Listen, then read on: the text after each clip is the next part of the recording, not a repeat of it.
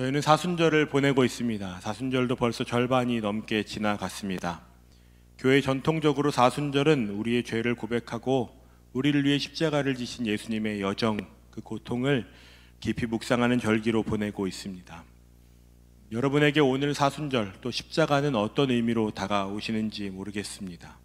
오늘날 많은 사람들은 신앙과 상관없이 십자가를 장신구나 장식품으로 사용하는 경우들도 있습니다. 하지만 고대 사회에서 이 십자가 처형은 정치적으로, 종교적으로 중요한 범죄자들에게 할 수 있었던 가장 잔인한 처형 방식이었습니다.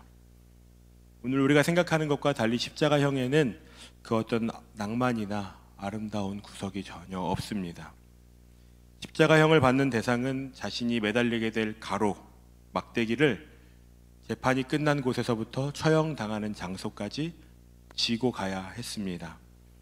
세로막대기는 이미 본인보다 먼저 처형당한 사람들이 처형당한 뒤에 남아있던 곳에 있었고, 그곳에 가면 로마 병사들은 사형 판결을 받은 그 사람을 밧줄로 묶거나 손목과 발목에 못을 박아서 고정해서 그 가로 십자가와 가로 막대기와 세로 막대기를 하나로 합쳐서 십자가를 만들곤 했습니다. 그 사람의 머리에는 그 사람의 죄목을 적어서 누구든지 이 모습을 보면 저 죄는 정말 저지르면 안 되겠다라는 공개적인 공포심을 불어넣는 것이 목적이었습니다.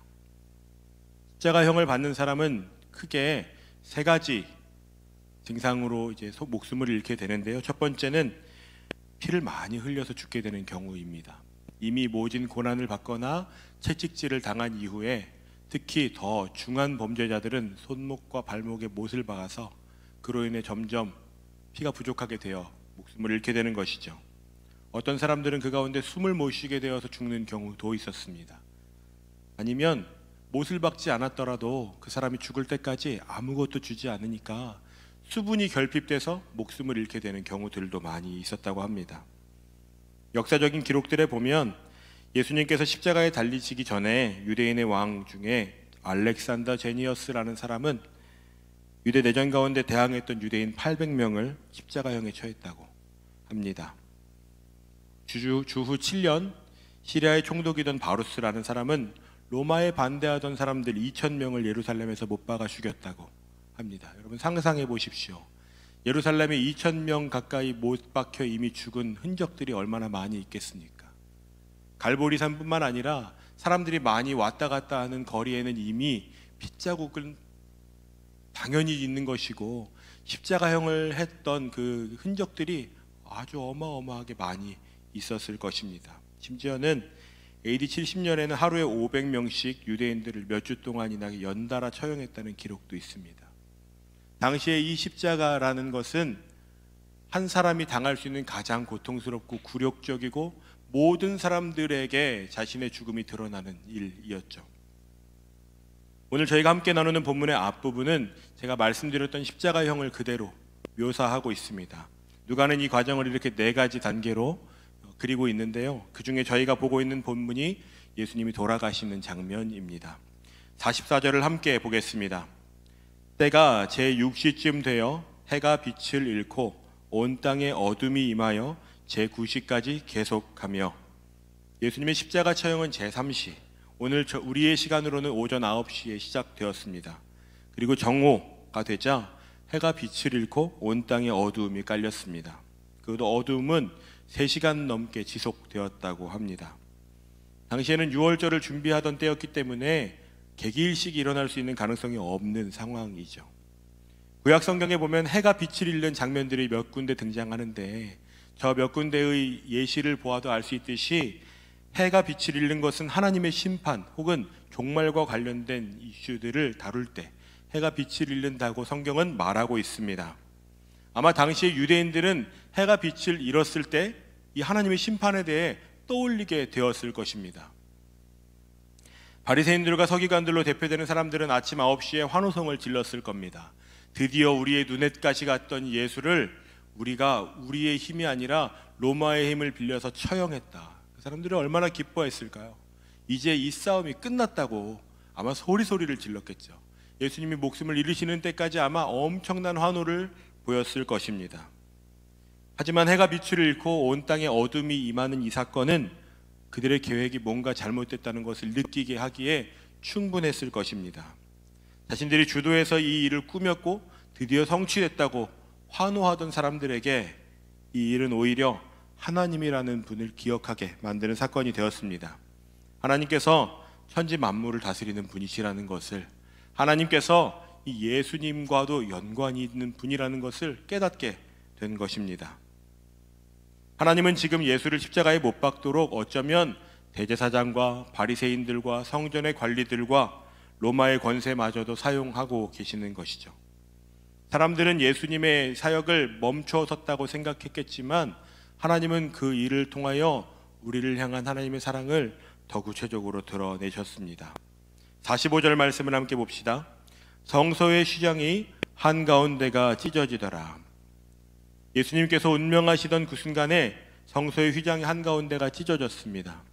이 휘장이라고 하는 것은 이스라엘의 성소를 좀 기억하게 되는데요. 죄를 가진 인간이 하나님께 나아갈 수 없을 때, 제가 아주 예전에 설교했었는데요, 하나님께서 내가 너희들 안에 거할 거야 라고 하시는 약속으로 성막을 짓게 하셨습니다.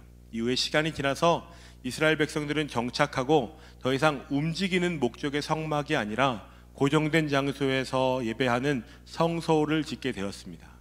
오늘 예수님 시대 당시에는 그것이 성전이 되었습니다. 이스라엘 백성들이 하나님께 나아가는 곳에 이 성전이 세워졌고요, 당시의 성전은 저런 모양으로 세워졌을 것이라고 추측됩니다. 실제로 성전의 주요한 부분은 좀 위쪽에 하얀 부분이고 나머지는 여인의 뜰, 제사장의 뜰과 같은 제사를 준비하거나 전통적으로 시간이 흘러가면서 생긴 것들입니다. 그 가운데 두 번째 휘장은 성소와 지성소 사이에 가로막힌 휘장입니다.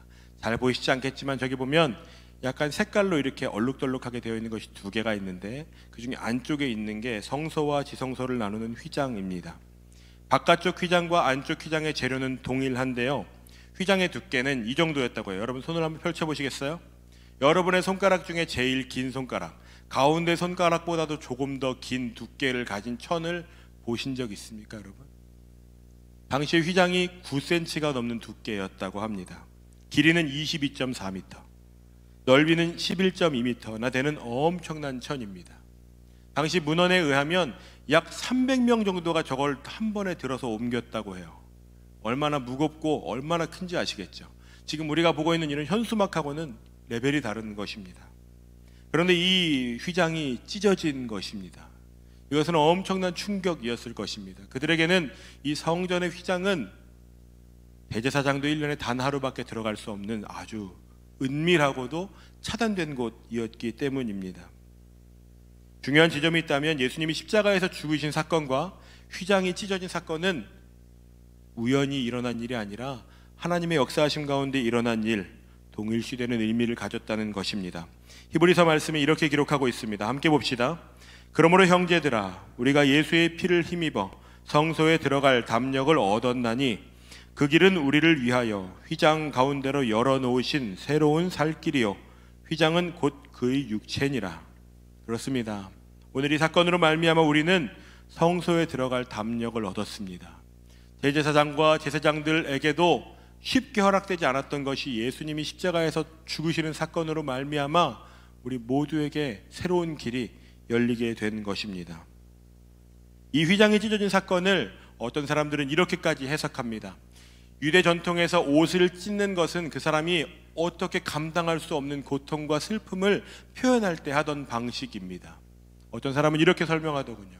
하나님께서 예수님이 십자가에 달려 돌아가시던 그 고통이 하나님이 휘장을 찢으셔야 할 만한 괴로움이셨을지도 모른다. 저는 동감합니다. 여러분, 예수님께서 십자가에 달리시는 것을 즐거워하시는 분이 아니십니다. 예수님이 그것을 감당하시는 것이 결코 유쾌하고 콧노래를 부르며 나아가시는 것이 아니었습니다. 하나님께서 예수님을 십자가에 달려 죽게 하시는 것이 하나님에게도 유쾌한 일이 아니었습니다. 하지만 하나님께서 새 길을 여시기 위해서 이 일들을 지금 진행하고 계시는 것이죠. 성소의 휘장이 찢어지고 나서 예수님께서 큰 소리로 아버지를 부르십니다. 사도행전에 보면 스데반 집사님이 돌에 맞아 죽기 직전에 큰 소리로 아버지를 부르는 장면이 드러나는데요. 예수님께서도 죽음을 통과하시면서 아버지를 부르고 계시는 것입니다. 예수님께서 이렇게 외치셨습니다. 아버지 내 영혼을 아버지 손에 부탁드립니다 라고 외치셨습니다. 여러분, 이것이 예수님의 유언과도 같은 외침이었습니다. 이 고백은 구약 성경에 다윗이 했던 고백을 닮아 있는데요. 시편 31편에 보면 내가 나의 영을 주의 손에 부탁하나이다 라는 표현이 있습니다. 다윗은 지금 죽음에서의 구원을 소망하면서 이 고백을 하고 있고, 예수님은 이 고백을 인용하셔서 죽음 앞에서 하나님께로 나아가고 계십니다. 예수님께서 운명하시던 그때에 온 땅이 어두움으로 가득 찼습니다. 예수님의 부재가 시작된 것입니다. 예수님께서 정말로 돌아가셨습니다. 예수님의 이 죽음 앞에 사람들은 다양한 반응들을 보였습니다. 오늘 여러분에게 제가 이 반응들을 좀 소개해드리고 우리는 어떤 반응을 할지 이것을 좀 나누고 싶습니다. 먼저 본문에도 등장하는 한 사람이 있습니다. 마가복음의 표현에 의하면 예수를 향하여 섰던 백부장이 등장합니다. 이 사람은 아마도 로마 사람이었을 것입니다. 당시에 십자가 처형을 실행하는 책임을 맡았던 사람으로 보이는데요. 이 사람은 이 모든 과정을 보고 이렇게 말합니다. 47절 말씀입니다.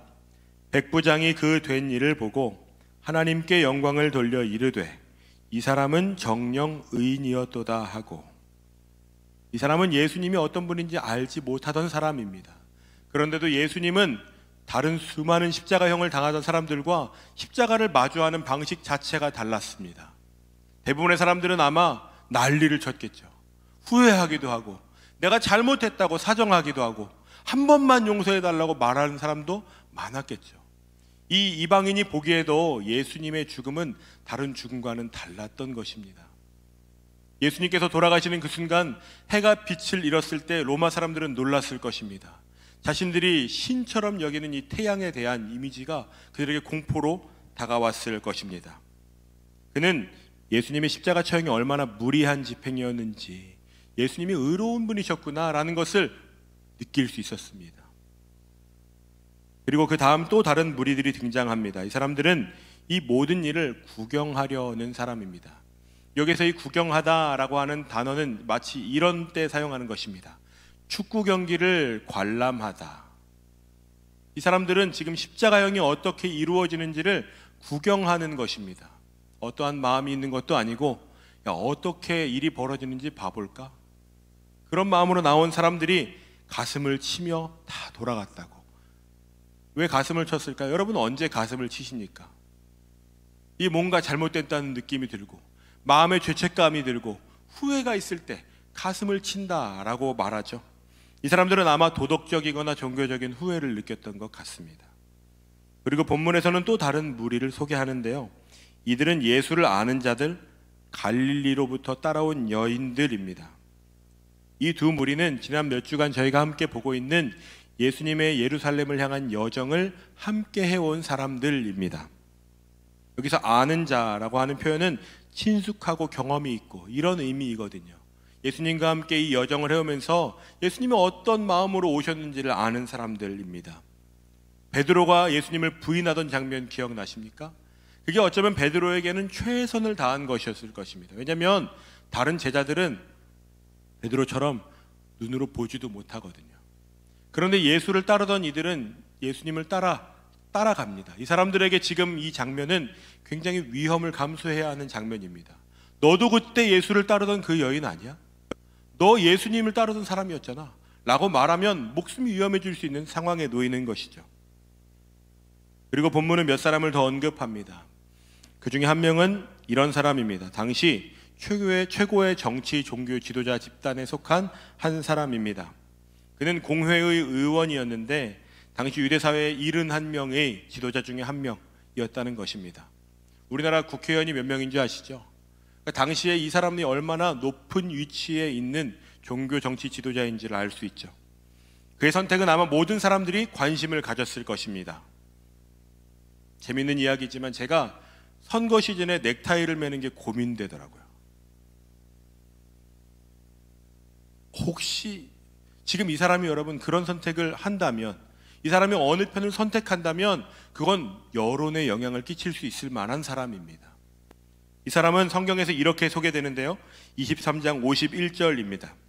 그들의 결의와 행사에 찬성하지 아니한 자라.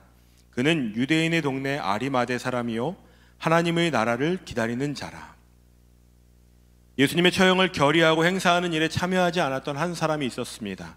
마가복음 14장 64절에 보면 이렇게 말하거든요. 그 신성모독하는 말을 너희가 들었도다. 너희는 어떻게 생각하느냐 하니 그들이 다 예수를 사형에 해당한 자로 정죄하고, 그들이 다라고 했지만 포함되지 않은 한 사람이 있었습니다. 그 사람이 바로 오늘 본문의 아리마대 사람 요셉입니다. 성경은 이 사람을 하나님의 나라를 기다리는 자라고 말하고 있습니다. 다른 복음서에 보면 예수님의 제자였다고, 그런데 유대인들이 들어와서 예수님의 제자였던 것을 숨겼던 사람이라고 말하고 있습니다. 그런데 이 사람이 십자가 사건 이후에 보인 반응은 이전에 숨기던 제자의 모습과는 좀 다른 모습을 보이고 있습니다. 그는 예수님이 십자가에 달리시는 것을 보고 주목했고, 예수님이 운명하시고 나서 달려갑니다. 누구에게 갔을까요? 본문이 아니라 우리 마가복음 15장 43절에 이 본문을 조금 다르게 표현하고 있는 구절들을 봅시다. 함께 볼까요? 아리마대 사람 요셉이 와서 당돌이 빌라도에게 들어가 예수의 시체를 달라 하니 이 사람은 존경받는 공회원이요 하나님의 나라를 기다리는 자라. 빌라도는 예수께서 벌써 죽었을까 하고 이상히 여겨 백부장을 불러 죽은 지가 오래냐 묻고 백부장에게 알아본 후에 요셉에게 시체를 내주는지라. 그의 반응은 몹시 당돌한 것이었습니다. 다른 사람들이 다 주저주저 하고 있을 때 그는 빌라도에게 달려가서 예수님의 시체를 달라고 말하는 것입니다. 아마 빌라도가 볼 때 이전에 수많은 십자가형에 의해서 보더라도 정말 짧은 시간 만에 이 요셉이 빌라도에게 간 것으로 보입니다. 그러니까 그가 이렇게 묻는 거죠. 벌써 예수라는 사람이 죽었느냐? 그리고 나서 예수님이 죽었다는 것을 확인하고 예수님의 시신을 내어줍니다.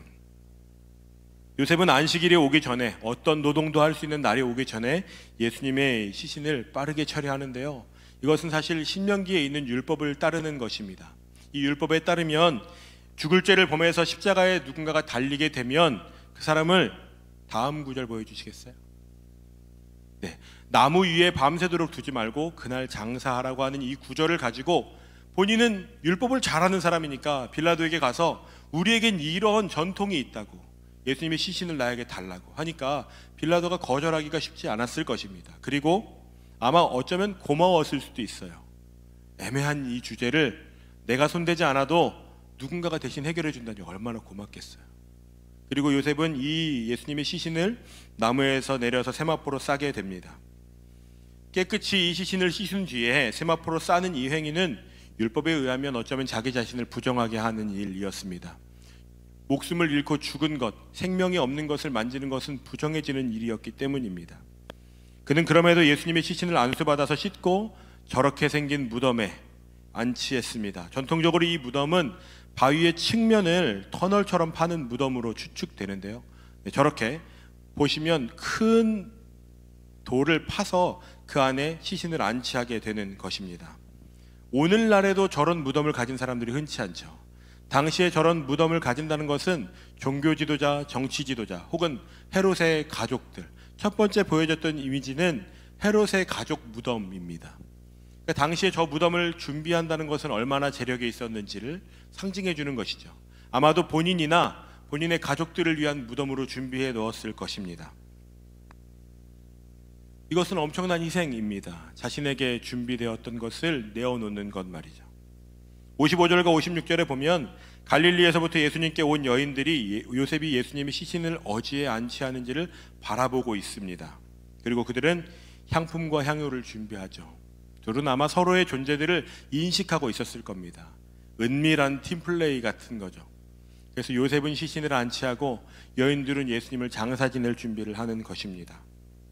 오늘 이 본문의 모든 사람들은 지금 십자가를 마주하고 있습니다. 모든 무리가 같은 사건을 함께 경험했습니다. 모두에게 큰 충격이었고 누군가에게는 가슴을 치일 일, 누군가에게는 정말 저 사람은 의인이었다고 말할 만한 일이었을 것입니다. 그리고 그 가운데 사람들이 보인 반응은 정말 다 각각인데요. 이 일을 통해 자신들은 십자가를 통해 그 사람들의 가치관, 그 사람들이 중요하게 여기던 것이 무엇이었는지를 발견하게 되었을 것입니다.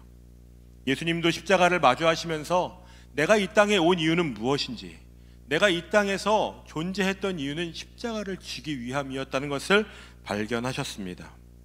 우리도 십자가를 마주할 때 드러나는 것이 있습니다. 내가 중요하게 여기는 것은 무엇인지, 내가 지금 관심을 두는 영역은 무엇인지, 그런 것들이 드러나는 것입니다. 오늘 공회 회원이었던 요셉은 돌아가신 예수님을 모실 준비를 하고 있습니다. 아마 그것은 이런 의미였을 거예요. 지금까지 내가 사내들인 공회의 의원으로 살았던 이유가 오늘 때문이었어.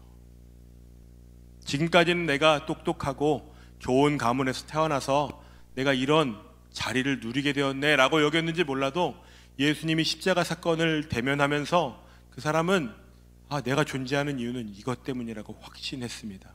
그러니까 그 사람이 결정하는 것이 주변에 많은 사람들이 나를 어떻게 보는지, 내가 이것으로 인해 정치적인 피해를 입지는 않을까라고 하는 것보다 더 중요하게 여겨지는 것이죠. 그는 그가 준비했던 자신의 무덤을 내어놓게 되었습니다. 예수님을 따르던 여인들도 마찬가지입니다. 예수님을 죽이는 일조차 이렇게 어려운 일이 아니었다면 여인들을 처형하는 것은 훨씬 더 쉬운 일에 가깝죠. 당시에 예수님을 죽인다는 것보다 더 어려운 일은 별로 없었을 것입니다. 그러니까 이 여인들이 지금 예수님을 향해 움직이고 있는 것은 목숨을 내어놓는 일입니다. 그런데 이 여인들이 심지어 향품과 향유를 구입해서 예수님의 장사를 준비하고 있습니다. 어쩌면 재정적인 손해를 보는 것이죠. 어쩌면 목숨을 잃을 수도 있는 일을 하고 있는 것입니다. 니고데모라는 사람이 등장합니다. 이 사람은 밤중에 예수님을 찾아왔던 사람입니다. 이 사람도 이 장례 가운데 오늘 저희가 읽은 본문엔 포함이 되어 있지 않지만 모략과 침향을 준비해서 예수님의 장례를 준비합니다. 그리고 이 본문 가운데 드러난 여인들은 그 누구보다 예수님의 부활의 소식을 가장 먼저 접하는 영광을 누리게 되었습니다. 만약 여러분이 여러분 자신을 오늘 소개하신다면 여러분을 뭐라고 소개하시겠어요? 제가 제 자신을 소개한다면 제가 하고 있는 사역, 제 결혼의 유무, 제 나이, 제 출신, 이런 것들을 소개하겠죠. 아리마대 사람 요셉을 성경은 이렇게 소개합니다. 23장 50절입니다. 공회 의원으로 선하고 의로운 요셉이라 하는 사람이 있으니 그들의 결의와 행사에 찬성하지 아니한 자라. 그는 유대인의 동네 아리마대 사람이요 하나님의 나라를 기다리는 자라. 하나님께서 오늘 여러분을 소개하신다면 여러분을 뭐라고 소개하실까요? 하나님이 여러분을 뭐라고 소개해 주시기를 기대하십니까? 우리가 기대하는 것은 믿음을 잃어버리지 않고 일상 가운데 나의 복음을 들고 씨름하는 사람을 기대하지만 우리가 살아가는 수준은 그것보다 훨씬 못 미칠 때가 부끄럽게도 많이 있죠. 문득 설교를 준비하다가 제 중학생 때 모습이 생각났습니다. 중학생 때 저희 아버지가 목사님을 한참 하고 계실 때 점심시간이 되면 식판을 이렇게 피고, 저와 같은 추억이 있는 분들 계신지 모르겠는데 식당에 막 달려가요. 빨리 먹고 싶어가지고 그 가쁜 숨을 이렇게 내쉬면서 식판을 뜹니다. 영양사 누나에게 그렇게 아부를 많이 했어요. 조금만 더 달라고. 덩치 보이시죠? 그리고 나면 이제 앉아서 친구들하고 같이 밥을 먹잖아요. 근데 그때 기도하는 게 부끄러운 거예요. 기도를 못 하겠는 거예요. 애들이 놀릴 것 같고. 그래서 제가 어떤 선택을 했는지 아세요? 하품을 하며 기도한다. 이렇게 아멘 이렇게 기도하는 거예요. 아무도 나를 못 알아보도록 나는 지금 하품을 했다. 이렇게 아멘 이렇게 하고 기도하는 거죠. 그때는 그게 자신이 없더라고요. 오늘 두 번째 찬양에 뛰고 싶은 거예요. 근데 뛰면 여기 있는 분들이 진동을 느낄까? 여러분들이 그걸 보면서 목사님 왜 저러시는 거야? 부끄러운 거예요. 나이가 중2 때랑 지금이랑 얼마나 많이 차이가 났겠어요. 제가 하나님으로부터 받은 은혜가 그때랑 지금은 비교할 수도 없이 많겠죠. 근데 여전히 사람들의 시선은 신경 쓰이고, 내가 이거 하면 어떻게 생각할까 고민되는 거예요. 십자가의 복음과 믿음의 권세로 살아가라고 외치면서도 주저하는 마음이 저에게도 있는 거죠. 잃어버릴 것도 별로 없는데. 여러분의 믿음을 드러내는 크기는 여러분의 신앙의 여정과 함께 성장하고 계십니까? 오늘 그것을 좀 여쭤보고 싶습니다. 십자가 앞에서 여러분은 오늘 어떤 반응을 보이는 삶을 살아가고 계세요? 모든 사람들이 십자가를 마주하게 됩니다. 예수님을 따르던 사람들에게도 자신의 인생이 있었어요. 아리마대 사람 요셉은 평생 자기가 지켜오던 종교적인 정치적인 지위를 단박에 잃어버릴 수 있는 위기가 찾아온 거죠. 어쩌면 십자가에 달아 죽일 수도 있죠. 너희 배신자, 그때 투표할 때도 안 오더니 결국은 이러는 거냐고, 뭐 그렇게까지 하느냐고 핀잔을 들을 수도 있죠. 그런데도 불구하고 그 어두움이 가득히 있었던 때에 누군가는 예수님의 편에 서는 사람들이 있었습니다. 목숨을 잃을 수도 있고 고난을 받을 수도 있고 내가 평생 지켜온 것을 잃어버릴 수도 있어요. 여러분, 뭐가 그렇게 두려우세요? 누가 그렇게 신경 쓰이세요? 예수님의 가르침을 기억해 보십시오. 그리고 오늘 성경이 이 아리마대 사람 요셉을 뭐라고 말하는지 바라보십시오. 하나님의 나라를 기다리는 사람으로 살아가는 사람이 있다니까요. 우리가 포기하고자 하는 영역 속에 누군가는 무릎을 질질 꿇고 그 길을 가는 사람이 있다. 오늘 사역자들이 기도하면서 그렇게 기도했습니다. 하나님의 나라를 기다리는 사람들이 일어나는 공동체가 되기를 소망합시다. 그런데 부끄러운 마음이 드는 거예요. 나도 그렇게 못 살고 있는 것 같은데, 마음은 치는 것 같은데, 후회는 하는 것 같은데, 예수님은 그런 분이시죠 라고 말은 하는 것 같은데, 정작 내 피해는 좀도 보지 않고 싶은 마음이 제 안에도 있는 거예요. 여러분은 어떤 마음으로 예수를 믿고 계십니까? 믿음이 드러나야 하는 순간이 있습니다. 내가 그곳에 왜 존재해야 하는지, 하나님 지금까지 나를 나의 삶의 여정 가운데 왜 인도하셨는지, 그것이 깨달아지는 십자가를 대면해야 되는 순간이 있습니다. 저는 오늘 여러분에게 그러한 순간이 발견되기를 기대합니다. 여러분, 대면하십시오. 그리고 오늘 본문에 등장하는 많은 사람들의 반응 속에 내 삶을 아끼지 않고 드리는 예수님께서 그런 삶을 사셨던 것처럼 내가 그렇게 살아가기를 결단하는 마음으로 살아가시는 분들이 일어나기를 소망합니다. 제가 그렇게 살고 싶습니다. 여러분, 제 삶을 주목하여 봐주십시오. 포기하려 할 때마다 지적하여 주십시오. 여러분, 누군가에게 말하십시오. 내가 십자가와 하나님의 나라를 기억하며 살아가는 사람으로 살 거야. 잘 안 돼도 오늘 내가 그걸 포기하지 않을 거야. 그 마음으로 살아가실 때 예수께서 진정으로 나를 위해 죽으셨구나, 예수님의 부활이 나의 부활이 되고 하나님의 나라가 나에게 소망이 되는 은혜가 저와 여러분에게 충만하여지기를 진심으로 축원드립니다. 우리 이러한 은혜를 사모하는 마음으로 함께 좀 나아갑시다. 우리 이 찬양 드리면서 고백할 때, 여러분, 오늘이 우리에게 끝이 아닙니다. 죽음이 끝인 것처럼 여겼지만 예수님에게 죽음은 새로운 시작이었습니다. 아리마대 사람 요셉은 평생토록 내가 예수님을 장사시켰던 그 자라고, 내가 예수님의 부활을 가장 먼저 들은 사람이라고 여인들이 그것을 평생 자랑했을 것입니다. 여러분 앞에 있는 십자가를 바라보십시오. 여러분이 지어야 하는 것들 바라보십시오. 그걸 내가 내 어깨에 질 때 하나님의 나라가 여러분의 삶 가운데 드러나게 될 것입니다. 우리 그것을 사모하는 마음으로 함께 일어나서 이 찬양 고백하며 나아갑시다. 높은 산들